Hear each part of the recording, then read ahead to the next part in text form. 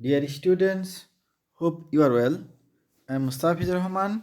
Today I will conduct your English class.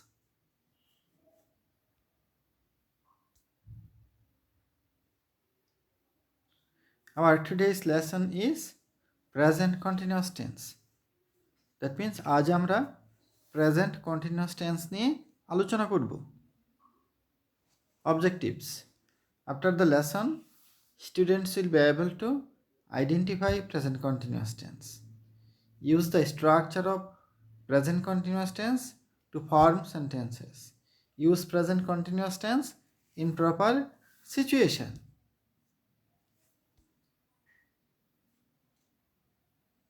Okay, dear students, now look at the pictures.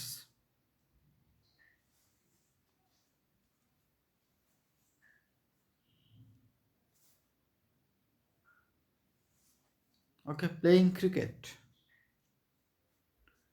drying clothes,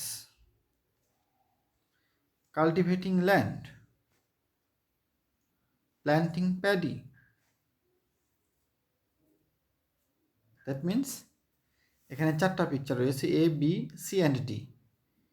playing cricket, এই কথাটুকু কোন কোন পিকচারের সঙ্গে মিলে? এই কথাটুকু মিলে সি নাম্বার পিকচারের সঙ্গে, প্লেয়িং ক্রিকেট। তারপরে দেখো প্ল্যান্টিং প্যাডি, অর্থাৎ প্ল্যান্টিং প্যাডি এটা ম্যাচ করে এ নাম্বার পিকচারের সঙ্গে। কাল্টিভেটিং ল্যান্ড, এটা ম্যাচ করে ডি নাম্বার পিকচারের সঙ্গে।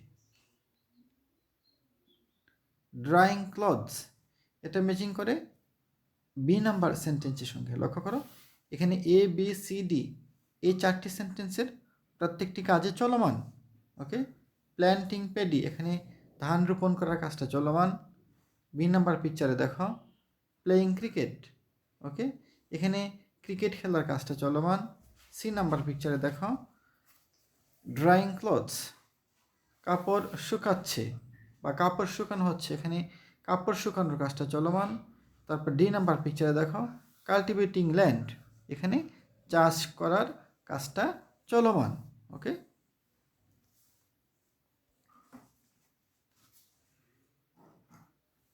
What is she doing, that means সে কী করছে?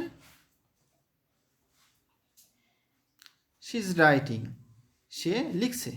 শি ইজ রাইটিং, সে লিখছে।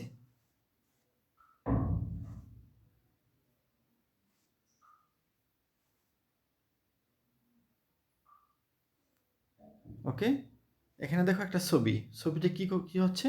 কাপড় শুকানো হচ্ছে। দে আর ড্রাইং ক্লথস, দে আর ড্রাইং ক্লথস, তারা কাপড় শুকাচ্ছে।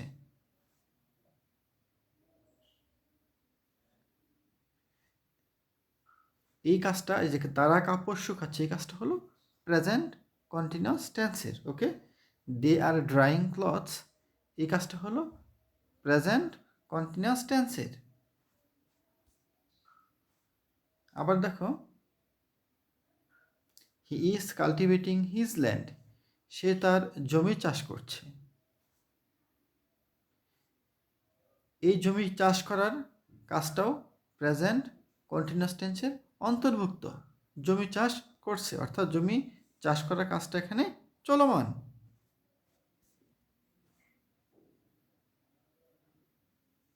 He is playing cricket, say cricket খেলছে। লক্ষ্য করো এখানে ক্রিকেট খেলার কাজটাও চলমান, এই কাজটাও প্রেজেন্ট কন্টিনিউয়াস টেন্সের।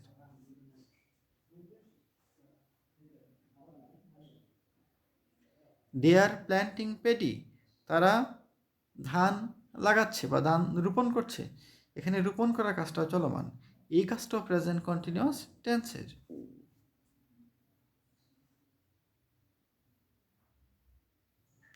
দে আর প্লেয়িং ফুটবল, তারা ফুটবল খেলছে। লক্ষ্য করো এখানে ফুটবল খেলার কাজটাও চলমান,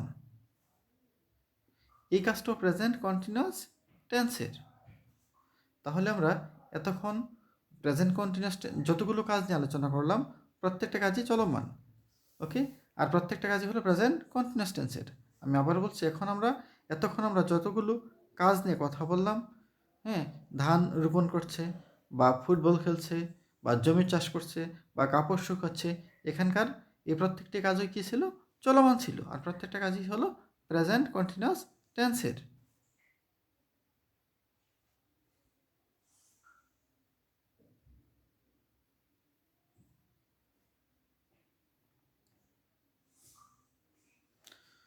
From the sentences, have you understood how to form present continuous tense?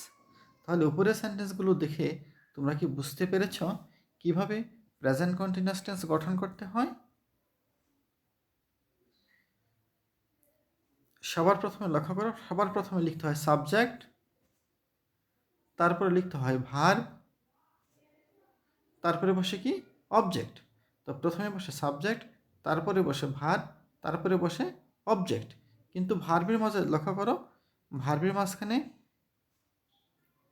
এখানে রেড চিহ্নিত রয়েছে। ওকে, রেড চিহ্নিত রয়েছে এ কারণে এই ভার্বের জায়গায় কী ধরনের ভার্বগুলো বসে সেটা তোমাকে বুঝতে হবে। আমরা এটা এখন আলোচনা করব। Okay, they are playing football, they are playing football. দেখো সাবজেক্ট হলো এখানে দে, ভার্ব হলো এখানে আর প্লেয়িং, অবজেক্ট হলো এখানে ফুটবল। লক্ষ্য করো ভার্বের জায়গায় এখানে দুই ধরনের ভার্ব রয়েছে, একটা হলো প্লে, একটা হলো আর। আরটাকে বলা হয় অক্সিলিয়ারি ভার্ব, আর প্লেটাকে বলা হয় প্রিন্সিপাল ভার্ব অর্থাৎ মূল ভার্ব। তাহলে বোঝা গেল যে প্রেজেন্ট কন্টিনিউয়াস টেন্সের স্ট্রাকচারে সাবজেক্টের পরে একটা অক্সিলিয়ারি ভার্ব থাকে, তারপর একটা মূল ভার্ব থাকে, সেই ভার্বের সঙ্গে যোগ করতে হয় ing.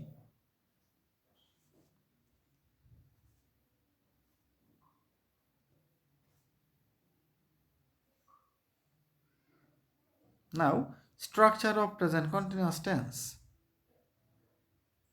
তাহলে প্রেজেন্ট কন্টিনিউয়াস টেন্স স্ট্রাকচারটা হলো কি থাকবে? দেখো একটা সাবজেক্ট থাকবে, সাবজেক্ট পরে ভার্ব থাকবে, ভার্বের পরে থাকবে অবজেক্ট।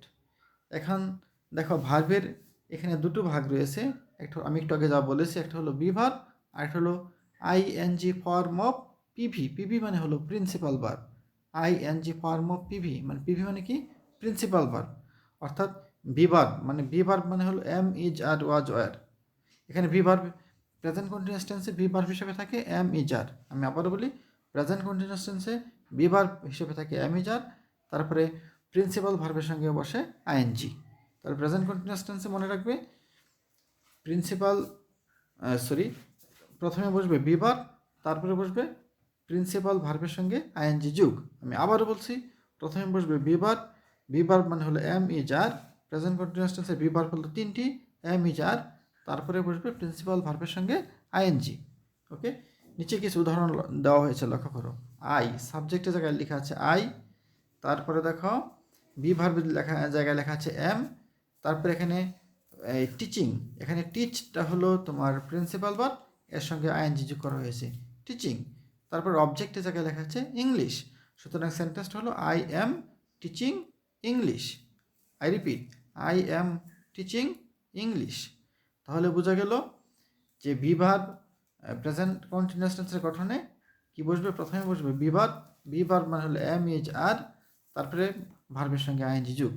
ওকে, তারপরে দেখো he or she is learning English, সে ইংরেজি শিখছে। দেখো এখানে বি ভার্বের জায়গায় রয়েছে ইজ, তারপরে প্রিন্সিপাল ভার্ব হলো লার্ন, এর সঙ্গে আইএনজি যোগ করে লার্নিং করা হয়েছে, শি ইজ লার্নিং ইংলিশ। তারপরে দেখো ইউ দে, উই এর সঙ্গে বসে আর, ইউ এর সঙ্গে বসে আর, দে এর সঙ্গে বসে আর।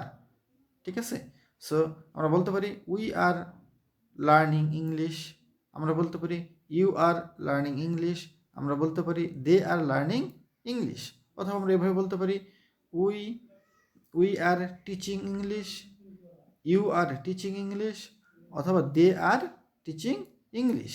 ওকে, সুতরাং বোঝা গেল প্রেজেন্ট কন্টিনিউয়াস টেন্সের স্ট্রাকচারে আগে সাবজেক্ট থাকবে, তারপরে বসবে কি বি ভার্ব মানে হলো এম ইজ আর, তারপরে প্রিন্সিপাল ভার্বের সঙ্গে আইএনজি যোগ। ওকে, আমি আবার বলছি, তাহলে প্রেজেন্ট কন্টিনিউয়াস টেন্সের স্ট্রাকচারে আমরা পাই প্রথমে বি ভার্বের পরে প্রথমে সাবজেক্টের পরে বি ভার্বের পরে প্রিন্সিপাল ভার্বের সঙ্গে আইএনজি যোগ। আমি গঠনটা বারবার বলছি, তোমরা অত্যন্ত মনোযোগ সহকারে শুনো যাতে তোমাদের আয়ত্তে চলে আসে গঠনটা। ওকে, তাহলে প্রেজেন্ট কন্টিনিউয়াস টেন্সের স্ট্রাকচারটা হবে এমন: আগে বসবে সাবজেক্ট, সাবজেক্টের পরে বসবে বিভার, তারপরে বসবে প্রিন্সিপাল ভার্বের সঙ্গে আইএনজি যোগ। তাহলে আমরা সংক্ষেপে যদি মনে রাখতে চাই তাহলে এতটুকু মনে রাখতে যথেষ্ট। প্রেজেন্ট কন্টিনিউয়াস টেন্সে বিভাগ বসে, তারপরে প্রিন্সিপাল ভার্বের সঙ্গে আইএনজি যোগ হয়। ওকে,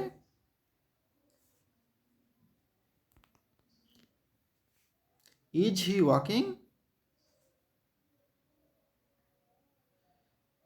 ইজ হি ওয়াকিং, সে কি হাঁটছে?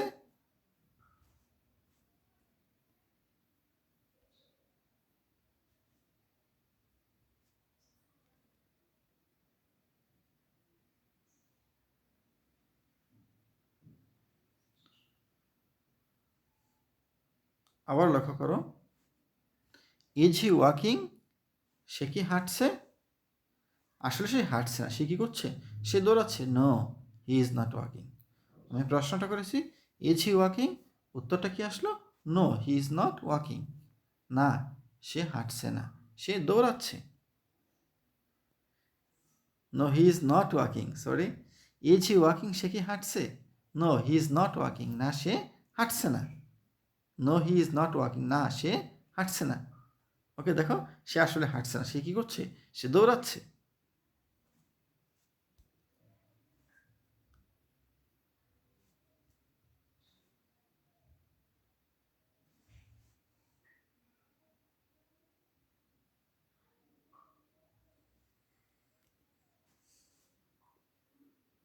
If the sentence is negative, structure of present continuous tense will be. অর্থাৎ সেন্টেন্সটা যদি নেগেটিভ হয় তাহলে প্রেজেন্ট কন্টিনিউয়াস টেন্সের স্ট্রাকচারটা কি হয়? দেখো, আগে থাকে সাবজেক্ট, সাবজেক্টের পরে বসে ভার্ব, তারপরে বসে অবজেক্ট। কিন্তু দেখো, মাঝখানে রয়েছে নট। আমি আবার বলছি, যদি সেন্টেন্সটা নেগেটিভ হয়, প্রেজেন্ট কন্টিনিউয়াস টেন্সের নেগেটিভ সেন্টেন্সের স্ট্রাকচারটা হলো আগে সাবজেক্ট, তারপরে বিভার, তারপরে বসবে নট, তারপরে বসবে প্রিন্সিপাল ভার্বের সঙ্গে আইএনজি যোগ। আগে বসবে বিভার, তারপরে নট, তারপরে প্রিন্সিপাল ভার্বের সঙ্গে আইএনজি যোগ, তারপরে লেখা আছে এখানে অবজেক্ট। ওকে, তো দেখো, যেমন I am not teaching English, অর্থাৎ আমি ইংরেজি শেখাচ্ছি না। আবার he is not teaching English, সে ইংরেজি শেখাচ্ছে না। আবার বলতে পারো তুমি she is not teaching English. অথবা তোমরা ইচ্ছা করলে এই সেন্টেন্সটা এভাবেও গঠন করতে পারো, I am not learning English. আবার এভাবে বলতে পারো হি ইজ নট লার্নিং ইংলিশ। আবার এভাবে বলতে পারো she is not learning English. কিন্তু দেখো, উই, ইউ এবং দে এদের সঙ্গে বসে আর, উই, ইউ এবং দে এদের সঙ্গে কি বসে? আর বসে। যেমন উই আর টিচিং ইংলিশ, অথবা বলতে পারি we are not teaching English, যেহেতু নট রয়েছে। তারপরে বলতে পারি you are not teaching English. আবার বলতে পারি they are not teaching English. আবার বলতে পারি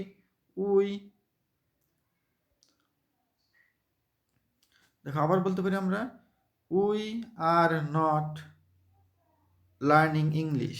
আমরা আবার বলতে পারি we are not learning English. আমরা বলতে পারি you are not learning English. আমরা বলতে পারি they are not learning English. Okay, তাহলে আমরা যখন প্রেজেন্ট কন্টিনিউয়াস টেন্সের নেগেটিভ সেন্টেন্স গঠন করব তখন আমরা বি ভার্বের পরে নট ইউজ করব। ওকে, প্রেজেন্ট কন্টিনিউয়াস টেন্সের নেগেটিভ সেন্টেন্স গঠন করার সময় আমরা বি ভার্বের পরে নট ব্যবহার করব। ওকে, এটা মনে রাখলে হবে। এখানে একটা জিনিস ভালোভাবে মনে রাখবে, আয়ের সঙ্গে বসে এম, আয়ের সঙ্গে কি বসে? বি ভার্ব হিসেবে বসে এম। হি এবং সি এর সঙ্গে বি ভার্ব হিসেবে বসে কি? ইজ। উই, ইউ এবং দে এর সঙ্গে বি ভার্ব হিসেবে বসে আর। আমি একটু সংক্ষেপে বলে দিচ্ছি তোমাদের, অত্যন্ত সহজে মনে রাখার জন্য একটা উপায় তোমাদের আমি বলে দিচ্ছি। তোমরা মনে রাখবে, আই এর সঙ্গে বসবে এম, ইউ এর সঙ্গে বসবে আর, আর অন্য সকল ক্ষেত্রে সাবজেক্ট যদি একবচনের হয় তাহলে বসবে ইজ, এবং সাবজেক্ট যদি বহুবচনের হয় তাহলে বসবে আর। আই রিপিট, তোমরা মনে রাখবে, আই এর সাথে সবসময় বসে কি এম, ইউ এর সাথে সবসময় বসে আর, অন্য সকল ক্ষেত্রে সাবজেক্ট একবচনের হলে বসে ইজ এবং বহুবচনের হলে বসে আর। তাহলে তোমাদের এম ইজ আর ব্যবহারের ভুল আর হবে না, তোমরা যদি এই কথাটা মনে রাখতে পারো। ওকে,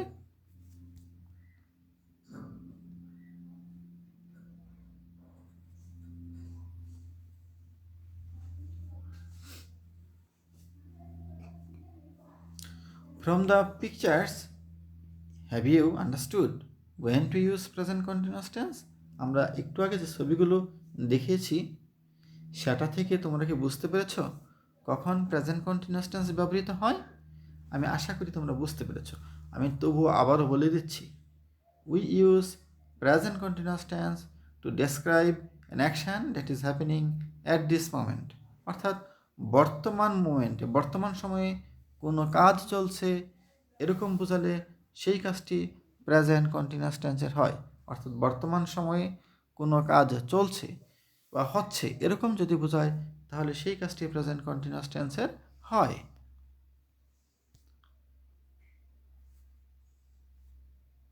Now correct the following sentences.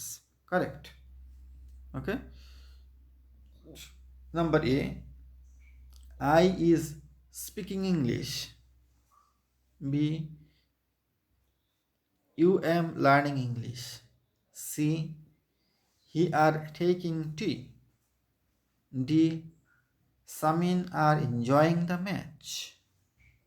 E, the boys are swim in the pond. এখানকার পাস্ট সেন্টেন্সের প্রত্যেকটি সেন্টেন্সেই ভুল রয়েছে, তোমাদেরকে সেই ভুলের জায়গাগুলো সংশোধন করতে হবে। যেমন আই ইজ, আমি একটু আগে বলেছিলাম আয়ের সঙ্গে সবসময় কি বসে, কি বলেছিলাম, এম বসে। ওকে, তাহলে correct answer will be I is হবে না, হবে আই এম স্পিকিং ইংলিশ, আমি ইংরেজিতে কথা বলছি। বি, ইউ এম, ইউ এর সঙ্গে কখনো এম বসে না, আমি বলেছিলাম ইউ এর সঙ্গে সবসময় বসে আর, সুতরাং হবে ইউ আর, কারেক্ট অ্যান্সারটি হবে ইউ আর লার্নিং ইংলিশ। আমি বলেছিলাম আয়ের সঙ্গে বসে এম, ইউ এর সঙ্গে বসে আর, অন্য সকল ক্ষেত্রে সাবজেক্ট একবচনের হলে বসে ইজ এবং বহুবচনের হলে বসে আর। এখানে হি মানে সে, এটা একবচনের সাবজেক্ট, সুতরাং হি এর সঙ্গে আর হবে না, হি এর সঙ্গে হবে কি is. He is taking tea. সামিন এম, ওকে, সামিন এখানে একজনকে বোঝানো হয়েছে, তাই না? সামিন দ্বারা একজনকে বোঝানো হয়েছে, সুতরাং এটাও একবচন, সুতরাং এখানে এম হবে না, হবে ইজ। তারপরটা দেখো, the boys are swim in the pond, এখানে কি ভুল রয়েছে? The boys are swimming in the pond. Okay, কারণ আমরা জানি কন্টিনিউয়াস টেন্সে ভি ভার্বের পরে মূল ভার্বের সঙ্গে আইএনজি হয় বা প্রিন্সিপাল ভার্বের সঙ্গে আইএনজি হয়। এখানে ভি ভার্ব হলো আর, প্রিন্সিপাল ভার্ব হলো সুইম, এর সঙ্গে আইএনজি যোগ করলে হয়ে যাবে সুইমিং। ওকে ডিয়ার স্টুডেন্টস, আমি আশা করি আমার আলোচিত এই প্রেজেন্ট কন্টিনিউয়াস টেন্স অত্যন্ত সুন্দরভাবে তোমরা বুঝতে পেরেছ। সবাই ভালো থেকো, সুস্থ থেকো। Thank you all.